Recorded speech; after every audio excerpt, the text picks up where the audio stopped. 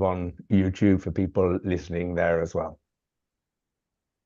Yeah, so we finished last week the 12 sessions introduction to property investment. We're not repeating them, but we're going to be looking in a little more detail about the BRR, but very specifically, we're going to be focusing on some templates that we use and get an understanding of how it works. And also, if we're starting with a certain amount of capital, how we're going to be gradually increasing that and what our real return is. We're going to be looking things like return on investment and return on capital employed, because it's like, this is actually quite important, because if we're looking at different investment strategies, if we're comparing, for example, BRR on like these standard terraced houses compared to investing in commercial property or doing commercial to residential conversions or HMOs, we can use similar systems to understand what really is best for the best return on the money that we're using. So we're going to start with a short overview of the BRR strategy. I'm calling it the B with the 4 R's, but we're going to say BRR because it makes it much simpler. This is a common, quite often used strategy to get started in property investment, specifically because the aim is to start with a pot of capital to do something and be able to get most of that money out to be able to go on to the next one and build up rapidly a portfolio of properties. So what are what's the B and what are the 4 R's in all of this? So we're starting by buying a property. The aim always is to buy below market value. Then the first R is renovating it. So we're renovating it primarily obviously to get it in a state where we can rent it out and get cash flow. But the aim of the renovation is to add value so that when we're going to later on, get to the refinance, we can get money out. So we're buying a property, renovating it. Then we get to the point where we're renting it out. So we're starting getting income from the property. Then the last 2 R's, the refinance. So when we've renovated the property, we've got a higher end value, more value than the cost of buying it and the cost of renovating it. And then we're going to refinance. We're going back to the bank. We're typically looking at refinancing at 75% of the new value. So often I'm taking a simple example of where we buy a property like for 75, spend 25 on it. So we put 100,000 in. Obviously, we've got different costs and things, but we'll say 100,000 in. If we get an end value for the refinance of 120,000, 75% of that's 90,000. So we've got 90,000 out and we've left 10,000 in the deal. But often people are saying that this is the amount of money that we leave in, but then we need to understand how much money in total have we put into let's say the investment scheme. What are we getting from it, and what is the real returns? And then the key thing as well is to repeat, to be able to add to the portfolio, and to do this repeat as fast as possible. We'll see in the file that I'm going to be sharing afterwards, I've done a repeat every 9 months. If we're really, I'm going to say aggressive, doing it like faster, we can do it every 6 months, potentially also a little bit faster. And if we've got a bigger pot of money, we can sometimes do 2 at the same time. So this is our BRR, and we also call this momentum investing, because we get started and we're building up momentum, we're building up cash flow, and buying properties in order to get as fast as possible to an income that either can replace our work income if our aim is to do that, or if our aim is to use all that cash flow to buy more properties, maybe so that some later date retirement, then we can switch to the cash flow. As we're doing this, please feel free to ask any questions as we go along. So not necessary to wait to the end of the presentation or till when we start looking at the examples. Yeah, don't hesitate to stop and ask questions. So we've got the either or.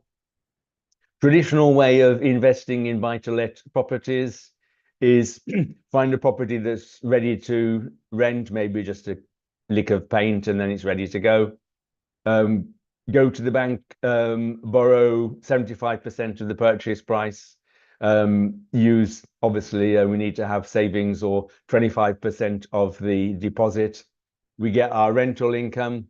The cash flow is the rental income minus the mortgage interest, but that deposit then is locked in the property. We can't, like, after a few months, get it out to do something else. We're in there like for the long run, and we can only buy as many properties as we're able to accumulate these 25 deposits, these 25% deposit for each house.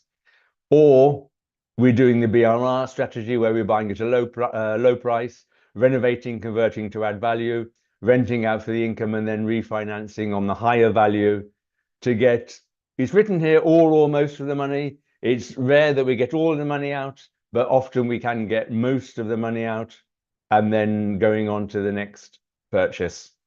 And yeah, here I put every 6 to 12 months. 9 months is probably a good way, a good target, because a lot of lenders won't allow us to refinance until we've actually had the property for 6 months. And then we've got, when we're applying then for the finance, it might take a couple of months to get it. At the same time, we're looking for the next property. So we can do it, yeah, reasonably easy every 9 months. So step one is buying below market value, and with the strategy to add value.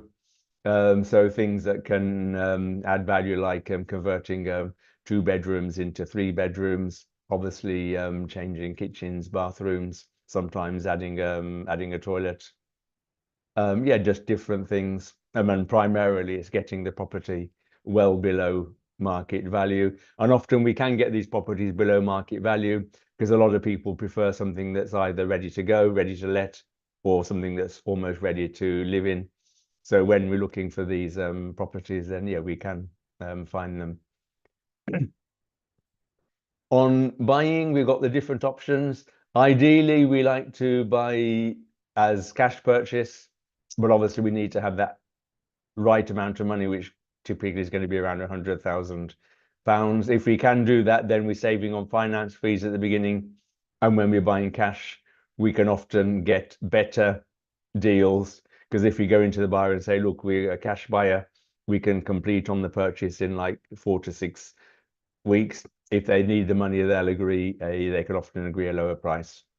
Otherwise, if we don't have that 100,000 available, we can use bridging loan. So bridging loan, we're borrowing to buy for, typically it's going to be 70 to 75% of the purchase price. And the bridging can also cover the complete costs of the renovation. And then the other options are going into a pooled investment, which we do from time to time. We've got one that is currently underway, probably completing in like 1 to 2 months. It's about, I think, 50% subscribed. And there is various investors coming together. I set up the structure. I'm not coming in actually as a shareholder. I'm just setting up the structure. Different people come in, and then we're finding the property and managing it for the ongoing income. And like any standard BRR, when we finished it, we refinanced to get the money out. How to buy? We can buy often through agents. We can buy on auction. Auction is really good if you've got cash purchase, or if we're able to get the bridging lined up.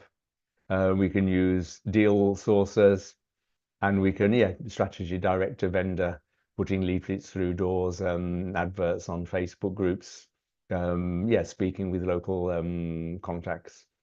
Obviously on this, we've got the 2 ways of doing it. Either we're getting the complete training, understanding how to do everything and doing it ourselves, then we can obviously get more of the money out. If we don't have the time to do that, then we can pay someone else to find the property and to help build the portfolio. So first step is buying. Second step is renovating. So there we're renovating to add value to the property. We're not going to go into details of this either. Again, if we've got time and want to project manage it ourselves, we can save money by managing individual trades. Otherwise, we're looking for a main contractor that will look after everything. And when we're renovating, we've got the different compliance, fire safety, etc., planning, building regulations, and licensing, depending on what area we're operating. We might even need licensing or be registered for standard buy-to-lets. And if we're doing HMOs, then yeah, licensing can be required. And if we're above 4 people in the HMO, then it's mandatory licensing and we have to go for a license. Then we're renting out for the ongoing income. So at this stage, we've finished the renovation. We're going to rapidly look to rent it out to get the ongoing income. We're deciding on the type of rental, type of tenants. Type of rental means it's going to be a standard buy-to-let, could be an HMO, a mini HMO. We could be doing social housing. Social housing, it's, for example, renting out to organizations that are taking the property on a lease for 3, 4, or 5 years, either for local people that need homes, potentially short-term homes, homeless people, or it could be asylum seekers.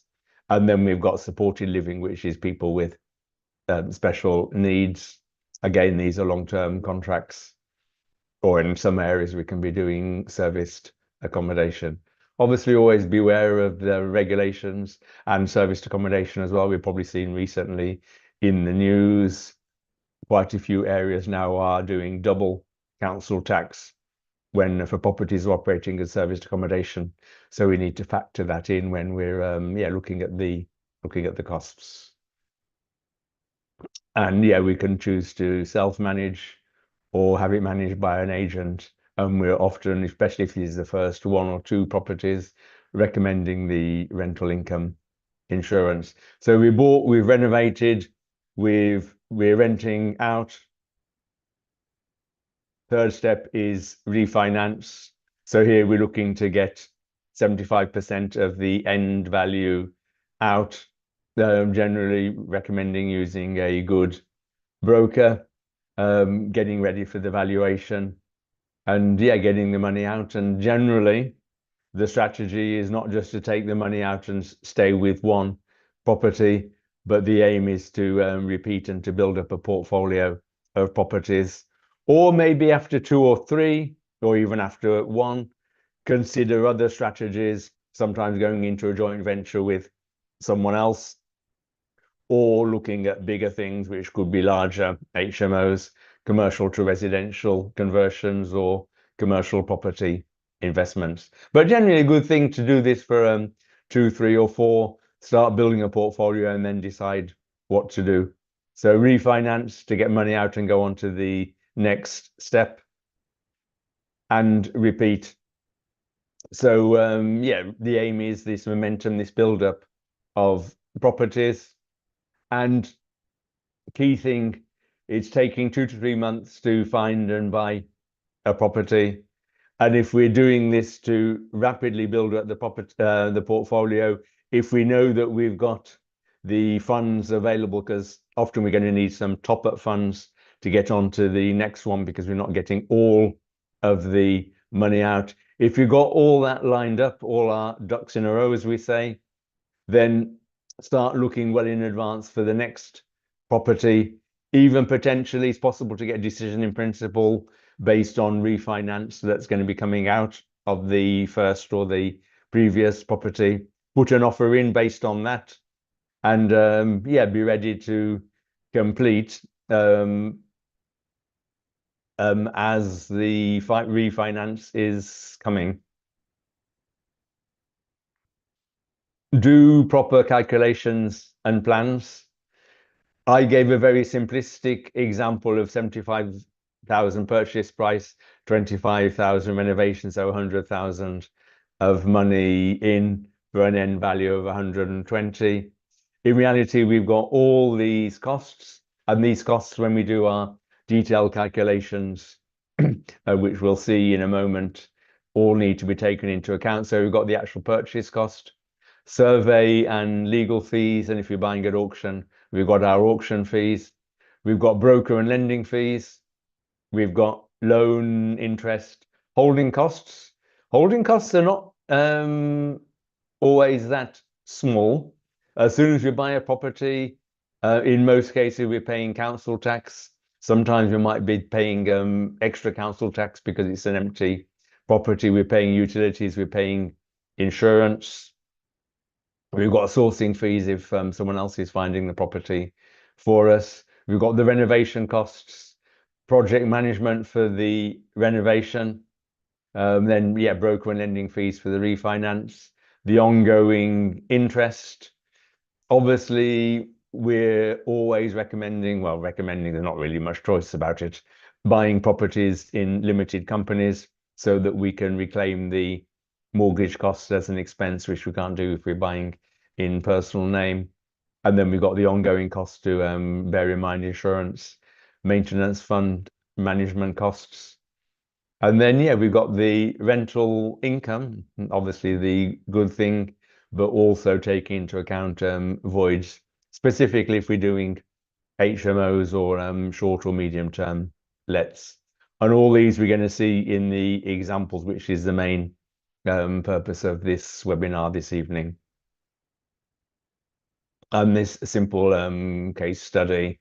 Here we've got, this was a specific property that we found for an investor, I think early last year, purchase price with all the tax sourcing fees and renovation, it was 105. The end value was 130 for the refinance. That was 10,650 was the money left in. And yeah, 800 per month rental. So we've got these, and I'm asking you to be careful when we're looking at these. We've got a return on investment on the money left in of 35%, which seems really good. In practice, that's the money left in. We need to bear in mind that for 9 months or 6 months, that money was blocked. That's capital that was blocked in the project until we got it out. And in practice, if we're doing the BRR strategy, that money that we get from the refinance, we're immediately going to be using that in the next property. We're going to be topping up because we need to at least add in this 10,000, and we really need to take that into account when we're looking at the return on the actual capital that we're employing. It's not simplistic saying this is the money we've got left in, that's great, we've got 35% return on that, because what about that 100,000 or 105,000 that's been blocked for 6 months and is now blocked again on our next project? So think about that capital that we've got available. What are we really getting in the medium and long term on using that capital?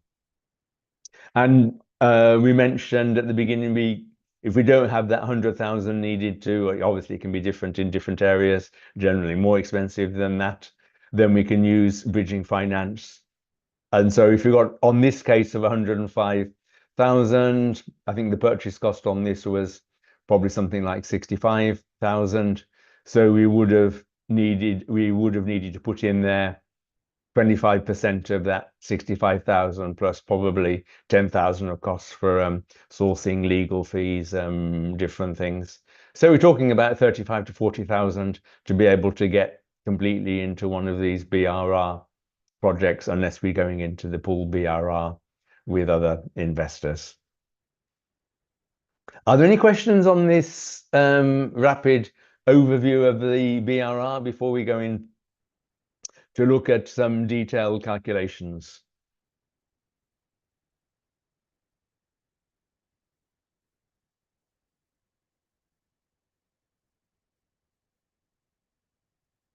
Right, so I'm going to change the screen share.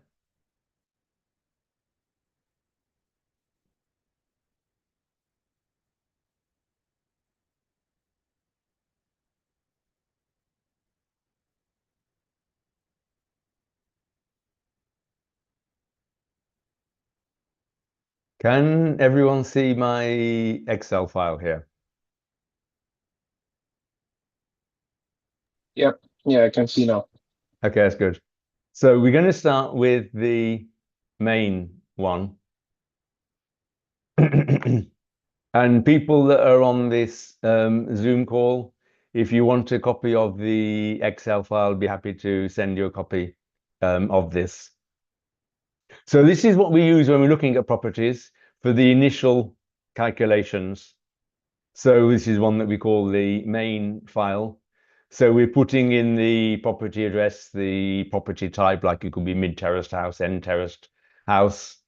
We're putting in the surface area and the EPC. And then we've got our price per, we're always looking very often at price per square meter. It's really important as property investors, not just to look at an overall price, but in the area where we're investing to get a real idea of what are the average prices per square meter, what's the price per square meter when we're looking at something that is in a rundown state, what's the price per square meter for the end valuations. So in this example, we put a purchase price of 75,000, which gives us this price of 1,000 per square meter. We've got our stamp duty.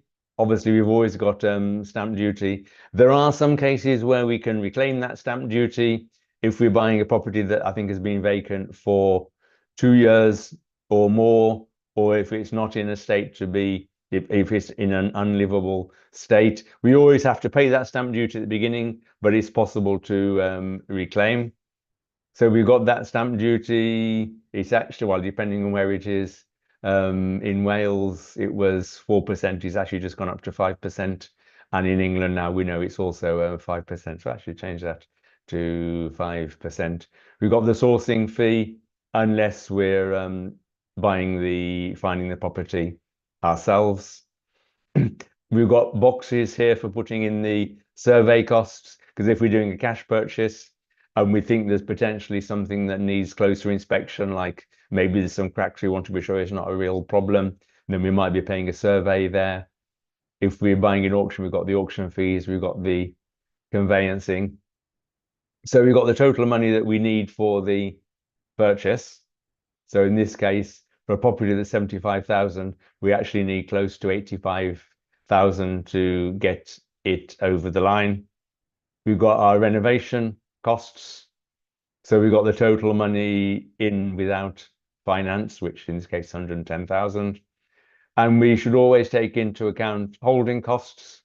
So holding costs include things like council tax, utilities, insurance, and we're counting that per month, and it depends on how long the renovation is and also how fast we are in getting the property rented once it's ready. And then we're looking at the end value for refinance. And so here we're always, by the way, you see on here, there's some ones that are in dark green. Dark green, when we're analyzing a deal, are the only figures that we need to put in here. Everything else is calculated automatically. And then we put in the expected monthly rental. So we've got the end value for the finance. And by plugging all this in, we've got the different ones down here on the left. So if we're buying with cash, that's the green thing here. At the end, we're refinancing. So let's say 6 months later, we've got our 75% loan to value, arrangement fees, which are part of the loan, admin and legal fees on both the lender's side, which we have to pay, and the owners, so our own legal fees. So here we're seeing the amount of money that we get out of the deal, and then so that we see the money that is left in the deal, and we've got the interest. And a key thing also when we're comparing things is to understand, as we're progressing over the years with our property portfolio, what is the actual equity available in a property. What the equity is let's say we've got a property that's worth 100,000. We've got let's say we've got 60,000 lending still on the property, so borrowing that we from the bank. Then the difference is 40,000, and that means in practice, or theoretically, if we were to sell the property at the value of 100,000, we pay back the mortgage. What's left is the money that we can take out and spend. Obviously, we're going to have some tax on there. And typically that's going to be 25% because it's going to be corporation tax that we're paying, and then we can take that money out. So tracking the equity available in our properties is a key metric to follow. And here actually we've got the net gain. The net gain means that if we were to sell that property, then we would have actually made 15,800 on this deal. Sometimes, and this is like important, I think I was having this discussion with someone earlier today. When we're doing BRR, the aim is to refinance so that we're growing our portfolio. And the fact that we can get a valuation from a lender based on, let's say, comparable sold prices that the valuer is going to give, that doesn't necessarily mean that we can rapidly sell the price of that value. That really depends on the market, how many properties are available, how we've done the property. If we've done it maybe basic to a standard rental condition, it might be not quite so easy to sell for someone who wants it as their home. So bear in mind when you start buying something, what's the objective? Is the objective to refinance and hold it? Then yes, use these calculations. If it's doing a flip, in reality, these properties, because of the amount of time involved, in reality, it's not really worth doing a flip. Because if you've got 100,000 in and 15,000 out for the amount of time spent, that's 15%. It's not a good deal for a flip, but it's a great deal for getting the money out and reinvesting in another property.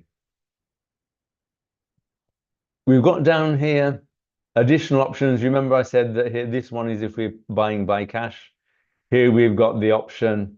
We won't look at this one, but if we're using bridging finance for the purchase, then we've got 75% borrowing on the purchase cost. We can borrow 100% of the refurbishment costs. So we're actually borrowing 81,000, and the money that we need to put into purchase in this case is 31,000. If you've only got 31,000, don't go into it because you always need some contingencies. If things overrun or you find on the renovation that there's some issue. And when we're doing projects, we always build in, and if we're finding properties for investors, we're going to have this discussion with them and understand if there is enough contingency for it. And incidentally, when we're doing the pooled BRR projects, in the project calculations, we always have a contingency so that we're not having to go back to the investors and say, look, we've got a problem. Everyone needs to put a bit more money in. We're doing that at the beginning. We're building in the contingency, and we have a contingency at the beginning, which is for I think it's 15% of the renovation costs plus £2,000 for unknown things that might happen. And when we finish the project, we hold a contingency fund, which corresponds to 6 months of the ongoing interest payments. So if we've got an issue with the property, the income isn't coming in, we're not concerned. Well, we are concerned, we're going to deal with it, but we've got 6 months on hand for paying the mortgage interest payments. So that's the option where we use bridging finance for the purchase. And then if we're using bridging finance, when we finish the renovation and we started renting it out, then we're going to switch from bridging finance, so we're going to refinance again, to be able to pay off the bridging. And in that case, we're going to what we call the term lending, which is a long-term loan, interest only mortgage. And obviously, when we're doing bridging, there's quite a lot of costs associated with that. So we see at the end, the money left in, if we're using bridging at the beginning, on this deal, it's 18,000. Whereas if we're doing a straight cash purchase, the money left in is 14,000. So it's like 4,000 difference on a purchase price of 100,000 when we're using bridging at the beginning. So this is our main sheet to understand sort of how good a deal it is. And then we've also got the income and expenditure for the operations. So here, if we're operating as a standard buy-to-let, we've got our income. We need to take into account insurance, rent guarantee insurance, provision for maintenance. That means we've got a fund where we're accumulating some money. So if we need to repair the boiler or something breaks down or we need to do some repairs, we haven't got to fork out some new money for that. We've got that on an ongoing basis. So we consider that as part of the expenditure. And then we've got our income, our interest payments, and the difference there is the cash flow. And again, we're talking about these figures of return on investment on the money left in, but we're going to look in a moment at how this works in the long run. And when we're looking at properties as well, if the property can be so, in fact, here it's got recommended for HMO, here it's written no, so we're not going to look at these figures. If we put yes, we'd be looking, and these data comes from other sheets. Like here, we've got our HMO calculation sheet. So we've got the number of rooms, monthly income per room, all the costs. So we've got and the management costs as well. So we've got our total income. So we can see that and see what is the best plan. Are there any questions on this part of the calculations before we look at the longer term plan and how we're building up the BRR portfolio?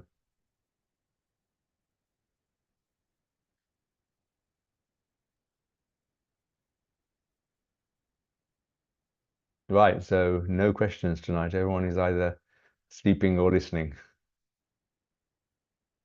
This one here it's quite a long one, but it's this is, let's go to the beginning. This is showing enabling us to understand cash flow and understanding how we're building up the portfolio.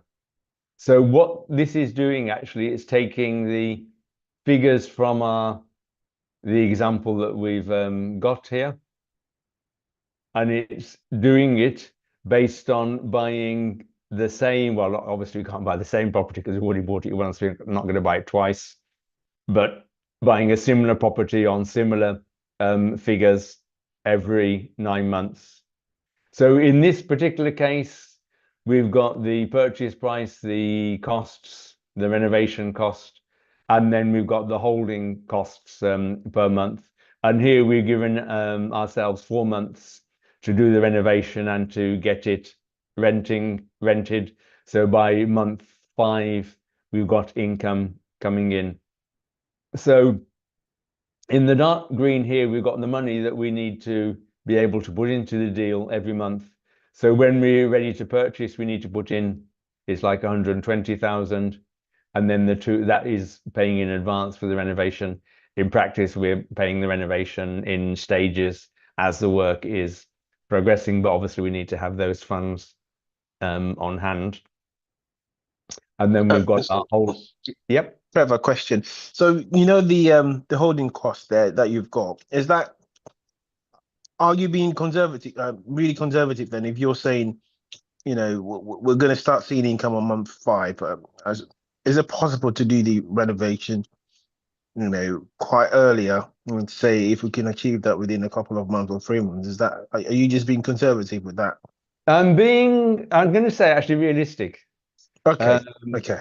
Not when we're doing things, I mean, we're not better than anyone else in reality, but we like trying to properly plan, and we like to do things so that when we've got the key, we not necessarily the next day, but within a week we've got build team going in there and breaking things and starting the work. In practice, if someone's managing it themselves, it could well be 3 or 4 weeks by the time you manage to persuade the contractors that it's time to go and start the work. So I say it's realistic. Okay. If it's the first one, and if you're doing it yourself, I would plan for a couple of extra months, and obviously try and aim for 2 or 3 months. Okay, because I know obviously you're probably going to get to it, but I can see that obviously the next year, I think you're shortening that down to 3 months, isn't it? Actually, we haven't. We've done it the same each time. Oh, have you? Oh, Yeah. yes, yeah. Yeah, it's Okay. basically repeat. So on the first month, so these are the months going forward. So on the first month, we've got the purchase and the upfront money for the renovation and the holding costs. Right. So Okay. if we like doing cash flow, we ideally we should have here, I would say 125 to be comfortable if we find something on the renovation that wasn't planned. Yeah. As an example, when we're doing quotations and using our build teams for the renovation, we're going to give quotes which will be firm, like quotes which aren't going to change, but there's sometimes going to be some like caveats where we might say this is the cost for updating like some of the electrics, but we'll state if we find, because it's only when the electrician comes in and does test of all the insulation and different stuff, that you might end up determining that it needs a full rewire. So there we'll say we think everything's fine. It's going to cost, for example, 1,500 to do the fire alarm, smoke alarms, different things, but maybe change the consumer unit. But we'll say if we find that we need to redo the electrics, it's going to cost an extra 2,000, for example. So we factor that in, and the investors at least know these are sort of, in reality, they're sort of the worst things that can happen. Often, in most cases, they don't, but there is the possibility that can be the case. So we've got here the cumulative money in basically all the way along. So what happens when we get to month 5? Ideally, we've finished and we're starting getting our rental income. And it's actually, interestingly, for the first 2 months, because we haven't refinanced, we've got this cash flow of 675 coming in. So we've got this here, the cumulative money coming in, because if we're doing long-term calculations and comparing different types of investment, or even if you want to compare it with like investing in on the the FTSE 100 or the Dow Jones or whatever, we can really do comparative things, or if we're looking at a commercial property investment. So month 7, we're obviously, this is quite aggressive. We need to be planning well in advance, and as soon as immediately we finish the renovation, getting the valuations in to be able to organize the refinance, which can take between 4 and 8 weeks. So in month 7, we've got 95,000 out from the refinance. So this is actually showing the money that's left in. So this deal isn't a great deal. It's quite a bit of money left in, but we can change that in the excellency, see what happens.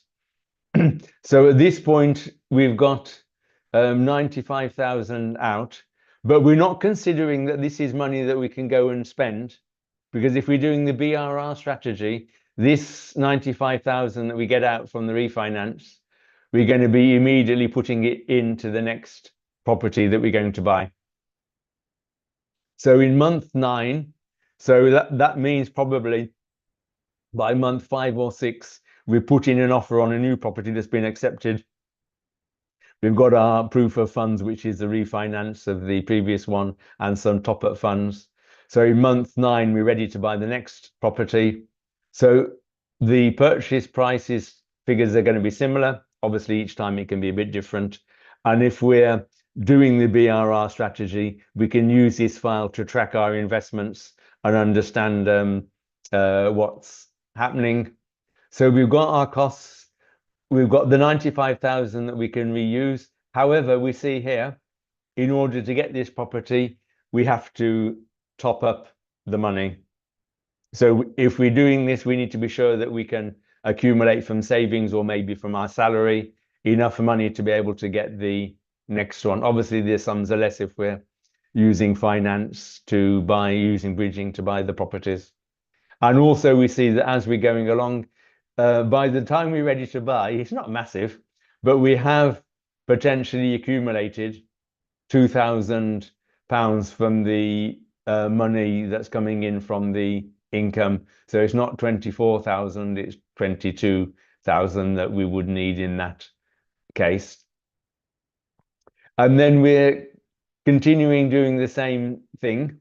So another 9 months later, well, 4 months later, we've starting getting the income now is doubled because we've got 2 properties that are cash flowing.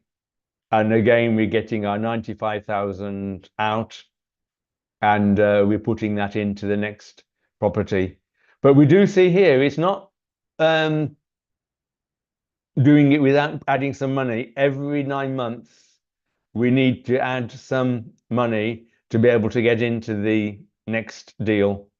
So again, this is based on, well, on the figures that are on the main sheet, and it's based also on the fact that we're paying someone else to do it, which is fine if we're working and we've got our ongoing income because we're building up our property portfolio. And what also is, so what we're tracking on here is the cumulative money in is the money that in total we've put into our building our property portfolio. So it starts with this 120,000 because we've added 24 each time it's increasing. So this is what we call our capital employed. So whatever investment, whatever we're doing with money that we're investing, that is money that is blocked in our investments. So what we're interested in understanding is what is the real return on that capital employed. And as we can see on here, it's not massive. It's gradually increasing over time. We've got like these 2 months where we've got the higher return, but then as soon as we refinance, then it goes down because we've got our interest payments. And what we've got here is our return on money left in if we stop buying. So if after the first house, we decide we're not going to buy anymore and we keep that 95,000 of the refinance, then we've got a 12% return on the money that we've left in the deal. But what is also important to track, and if we're comparing with other types of investment, is what's the value of our properties. So this property we think is going to be worth 130,000. We've got the 75% borrowing on it. So the equity, so that's money that's available within the property, is now 32,500.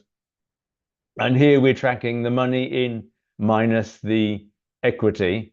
So that means in reality, if we were to sell the property, the money that is still locked in is 88,000, and over time that is decreasing.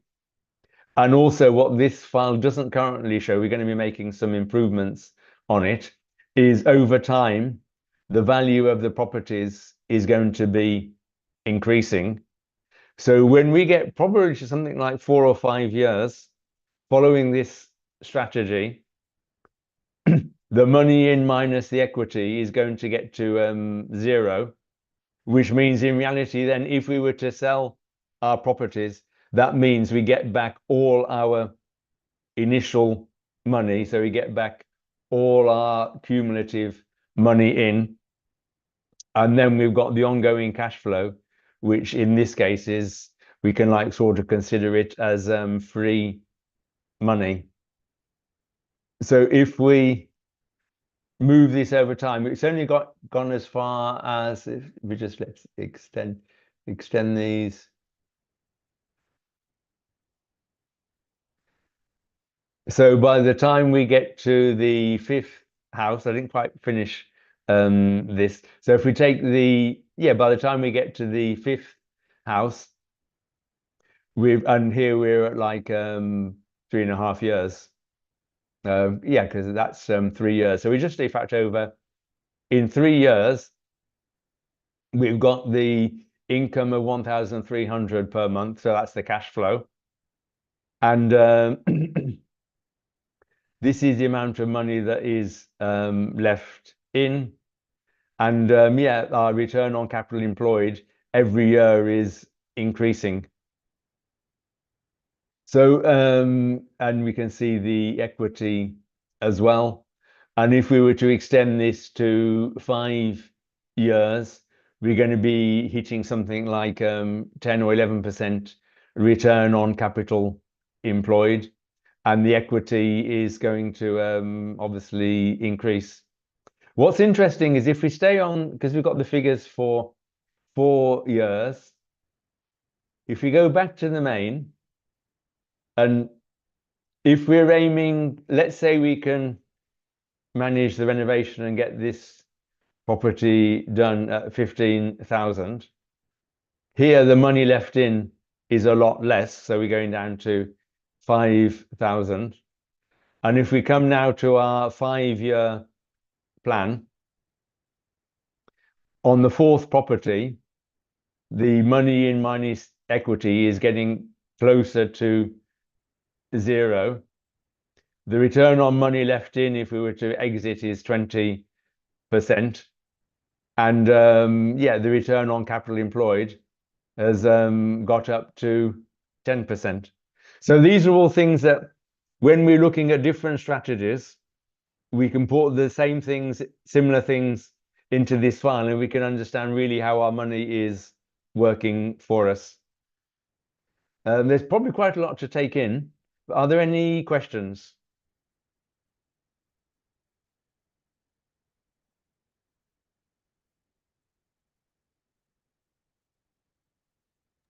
Yeah, yeah, I think this is really good, Trevor, to see this timeline. But I think as you mentioned, it'd be good to see the capital appreciation on there as well. I think that would be Yes. really helpful. Yeah, because in reality, what we're developing here is overall metrics where we can, because a lot of people have like the feeling, which is true, that property is really good investment. But because by its sort of very nature, BRR is like doing something, getting the money out and doing another one. At the end of the day, it's actually quite complicated to understand how good this investment strategy compares with doing other things in property, which is why it's like important to get a proper understanding and to and also to see how it corresponds. If, for example, someone's looking to get out of their work situation and get money from property, then obviously this particular strategy, it's not probably giving enough money. However, if we go back to the main here, if we were operating as an HMO, I'll just change this to if I put this like 1,500, which is like the net, well, could potentially be the net income on an HMO. If we're doing more strategies that are more like, let's say, work intensive, if you come now to our 5-year plan, by the time we get to the fifth one, we've got £4,000 cash flow per month, which could be sufficient to replace or maybe close to replacing work income. So we can use these files to like get an understanding and also to be realistic about something. Doing BRR on standard buy-to-lets in, let's say, the lower cost areas of the UK, it's like almost like slowly building up the capital. And typically we're talking 5 years, maybe we've got 2,000 or 3,000 cash flow But if we keep doing that, in 10 years, we've got to 6,000. And in practice, because rent is increasing, that 6,000 could be 10,000. And we've got assets that are both inflation proof on the capital because there's the capital appreciation, and also inflation proof on the rent because we're increasing the rent every year. Are there any other questions?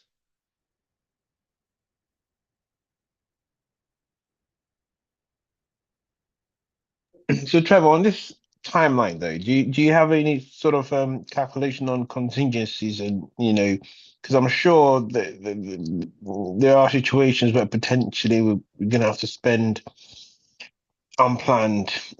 So I just wondered if it's just worth considering that. Yeah, there is a slight contingency in here, in that if we see, it's actually as a figure, we've got every month contingency for maintenance. Right. And we've got here this rent guarantee insurance. Right. If we're not taking rent guarantee insurance, then we'd probably have some contingency for maybe one of the properties having some issues, and have that also have that in as a contingency. So we do have everything in here, and it's also a question of, if, for example, we're not doing full renovations on properties and we're likely to have more ongoing maintenance issues, then we put a higher value on the provision for maintenance. Yeah. Okay. All right. Well, we'll close on that. Thanks for your time. I hope that was useful. Yeah, very useful. Thanks, Trevor. Yeah. All right. Thanks, and have a good evening, everyone. Bye. Bye. Thank you. Bye. Yeah. Yeah. Bye. Thanks, Trevor. Yeah. See you, Keith.